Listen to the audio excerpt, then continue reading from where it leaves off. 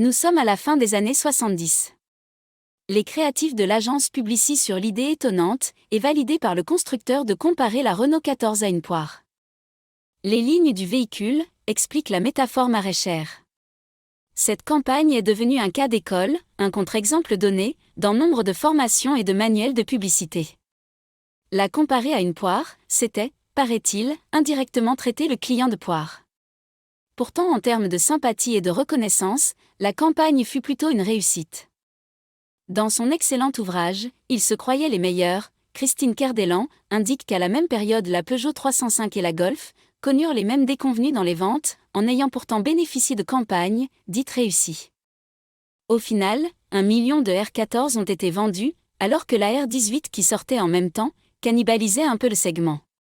Pour un ordre de grandeur en 2022, il s'est vendu en France toutes marques confondues, 1,5 million de voitures neuves.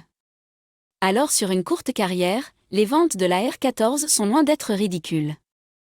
La morale de cette histoire est qu'il faut se méfier de la meute qui crie et se moque. Il n'est pas dit que la campagne de la poire soit responsable de cet échec, somme toute assez relatif.